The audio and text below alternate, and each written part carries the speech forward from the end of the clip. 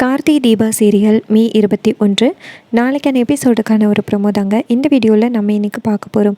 எபிசோடை ஸ்டார்ட் பண்ணுறதுக்கு முன்னாடி இந்த வீடியோவை மறக்காமல் லைக் பண்ணிக்கோங்க. உங்களுடைய ஒவ்வொரு லைக்ஸும் அடுத்து வீடியோ போடுறதுக்கு எங்களுக்கு கொஞ்சம் என்கரேஜிங்காக இருக்கும். எபிசோடில் என்ன நடக்குதுன்னா, நம்ம ரம்யா தீபாவோட அந்த வெட்டிங் ஆனிவர்சரிக்கு வரத்துக்கு தயாராக இருக்காங்க. அப்போ ஐஸ்வர்யா திட்டம் போட்டு ரம்யாவை தடுக்கிறதுக்கு பல வகையில் முயற்சி பண்ணி பார்க்குறாங்க. ஆனால் ரம்யா ஆட்டோ எடுத்துக்கிட்டு நேராக கார்த்தி வீட்டுக்கே வந்துடுறாங்க. ரம்யா நேராக கார்த்தியையும் தீபாவையும் பார்த்துட்டு ரம்யா ஷாக் ஆகுறாங்க. கார்த்தி சொன்ன மாதிரியே தலை நிறைய பூவு கார்த்தி கொடுத்த புடவையை கட்டிக்கிட்டு தான் அங்கே வராங்க. அப்போ நம்ம ரம்யா லெட்டரில் பார்த்தாங்கல்ல, நான் கொடுத்தது யாருக்கும் தெரிய வேணாம் அப்படின்னு, அதே மாதிரி தான் ரம்யாவும் வராங்க. ரம்யா கார்த்தியை பார்க்க கார்த்தி தீபா கூட சேர்ந்து கேக் வெட்டிக்கிட்டு இருக்காரு. இதை பார்த்துட்டு நம்ம ரம்யா ரொம்ப கோவப்படுறாங்க. தீபாவை கல்யாணம் பண்ணிவிட்டு எதுக்காக கார்த்தி என்னை ஏமாற்றணும் அப்படின்னு ரம்யா செம்ம கோவப்படுறாங்க. அப்போ நம்ம தீபா ரம்யாவை பார்த்துட்டு ரொம்ப சந்தோஷமாக ரம்யா பக்கத்தில் ரம்யா எப்படி இருக்க அப்படின்னு கேட்க, அப்போ ரம்யா சொல்கிறாங்க, நீ சொன்ன மாதிரியே உன்னுடைய ஃபங்க்ஷனுக்கு வந்துட்டேன் அப்படின்னு. அதுக்கு தீபா சொல்கிறாங்க, எனக்கு தெரியும் ரம்யா நீ வருவ அப்படின்னு. அப்போ கார்த்தி ரம்யாவை பார்த்துட்டு பயப்படுறாரு. அப்போ கார்த்தி பயப்படுறத பார்த்துட்டு ரம்யா நினைக்கிறாங்க, இது மாதிரி இவனுக்கு ஏற்கனவே கல்யாணம் ஆனது தெரிஞ்சிட்டு அப்படின்னு பயப்படுறானோ அப்படின்னு நினைக்கிறாங்க அப்படின்னு ரம்யா நினைக்கிறாங்க கார்த்தி பயப்படுறத பார்த்துட்டு. ஆனால் கார்த்தி எதுக்காக பயப்படுறாங்கன்னா, ஐயோ நம்ம இவங்க கம்பெனியில் ஒரு வேலைக்காரனாக வேலை பார்த்தோம், ஆனால் நம்ம அபிராமி காஸ்மெட்டிக் கம்பெனியோட கடைசி பையன்னு ரம்யாவுக்கு தெரிஞ்சு போயிட்டே அப்படின்னு கார்த்தி பயப்படுறாரு. அப்போ ரம்யா நேராக தீபா பக்கத்தில் நிற்கிற கார்த்தியை ஜாட பேச்சு பேசுகிறாங்க. தீபா, உன் புருஷனே என்கிட்ட நீ அறிமுகப்படுத்தவே இல்லையே அப்படின்னு. அப்போ தீபா சொல்கிறாங்க, இல்லை இவர் தான் என்னுடைய ஹஸ்பண்ட் கார்த்தி, ரொம்ப ஜென்டில்மேன் அப்படின்னு. அப்போ ரம்யா சொல்கிறாங்க, ஜென்டில்மேன் எந்தவித பொய்யுமே சொல்ல மாட்டாரே அப்படின்னு. அப்போ கார்த்தி பயப்படுறாரு. அப்போ தீபா கேட்குறாங்க, என்ன ரம்யா ஏதோ பொடி வச்சு பேசுகிற மாதிரி இருக்குது அப்படின்னு. அப்போ ரம்யா சொல்கிறாங்க, நான் எதுவும் பேசலடி, உண்மையை சொன்னேன். கார்த்தின்னு சொல்கிற இதுவரைக்கும் என்கிட்ட அறிமுகப்படுத்தினதில்லை, இல்லை அதைத்தான் நான் சொன்னேன் அப்படின்னு. அதுக்கு தீபாவும், சரி நீங்கள் 2 பேரும் பேசிக்கிட்டு இருங்க, அத்தை கூப்பிட்றாங்க வந்துட்டேன் அப்படின்னு சொல்லிட்டு தீபா அந்த இடத்துலேருந்து போகிறாங்க. அப்போ ரம்யா கார்த்திக்கிட்டே கேட்குறாங்க, எதுக்கு கார்த்தி என்கிட்ட போய் சொன்னீங்க அப்படின்னு. அப்போ கார்த்தி சொல்கிறாரு, மேடம் குடும்ப சூழ்நிலையால் தான் நான் உங்ககிட்ட போய் சொல்கிற மாதிரி ஆகிட்டு இந்த பிரச்சனை எல்லாமே முடிஞ்சதோட உங்ககிட்ட சொல்லலாம்னு தான் நினச்சேன், பிரச்சனையெல்லாம் முடிகிற மாதிரியே தெரியல அப்படின்னு. அப்போ ரம்யா சொல்கிறாங்க, இங்கே பாருங்கள் கார்த்தி, நீங்கள் இந்த அளவுக்கு பொய் சொல்லுவீங்கன்னு நான் நினைக்கவே இல்லை, என்கிட்ட பேசாதீங்க அப்படின்னு சொல்லிட்டு ரம்யா அந்த இடத்துலேருந்து வீட்டுக்கு போகிறாங்க. இதை பார்த்துட்டு நம்ம கார்த்தி ஷாக் ஆகுறாரு. இந்த மேடம் எதுக்காக என்கிட்ட கோச்சிக்கிட்டு போகிறாங்க அப்படின்னு. அப்போ தீபா வரங்க. தீபா வந்ததோட கார்த்தி கேட்குறாரு, தீபா இப்போ வந்தது யாருன்னு தெரியுமா அப்படின்னு. அப்போ தீபா சொல்கிறாங்க, என்னுடைய ஃப்ரெண்டு அம்மு சார் அப்படின்னு. அப்போ கார்த்தி சொல்கிறாரு, தீபா இவங்க தான் என்னுடைய முதலாளி அம்மா ரம்யா அப்படின்னு. இதை கேட்டுட்டு நம்ம தீபா ஷாக் ஆகுறாங்க. என்ன சார் சொல்கிறீங்க, என் ஃப்ரெண்டு தான் உங்களுடைய முதலாளியா அப்படின்னு. அப்போ கார்த்தி சொல்கிறாரு, ஆமாம் தீபா, ரம்யா தான் என்னுடைய முதலாளி. இப்போ அவங்க என்ன சொல்லிட்டு போனாங்க தெரியுமா, கம்பெனிக்கு வா பார்த்துக்கிறேன் அப்படின்னு சொல்லிட்டு போகிறாங்க. நான் அவங்கக்கிட்ட என்னத்தை சொல்லி புரிய வைக்க அப்படின்னு. அப்போ தீபா சொல்கிறாங்க, கார்த்திக் சார் கவலைப்படாதீங்க, நான் ரம்யா மேடத்துக்கிட்ட சொல்லி புரிய வைக்கிறேன் அப்படின்னு.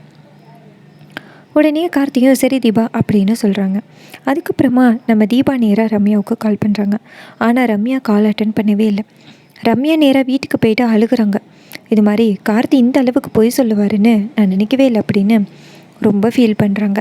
அப்போ நம்ம ரம்யாவோட அப்பா கேட்குறாரு, ரம்யா என்னாச்சு, இப்படி வீட்டுக்குள்ளே அடைஞ்சே கிடக்குறியே, என்னம்மா ஆச்சு அப்படின்னு.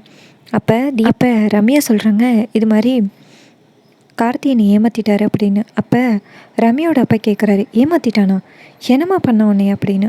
அப்போ ரம்யா சொல்கிறாங்க, அப்பா அவர் எவ்வளோ பெரிய பிஸ்னஸ்மேன் தெரியுமா, ஆனால் அவர் என் கம்பெனிக்கு வேலை பார்த்துக்கிட்டு இருக்காரு, அந்த தீபாவோட ஹஸ்பண்டு தான் அந்த கார்த்தி, ஆனால் இப்படி ஒரு பொய்யை என்கிட்ட சொல்லியிருக்காரு அப்படின்னு.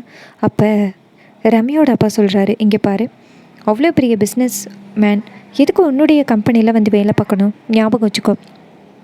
தீபா அவங்கிட்ட சொன்னால கார்த்திக்கும் தீபாவுக்கும் எப்படி கல்யாணம் நடந்துச்சுன்னு, ஒருவேளை கார்த்திக்கு அந்த தீபாவை பிடிக்கலையோ என்னமோ அப்படின்னு.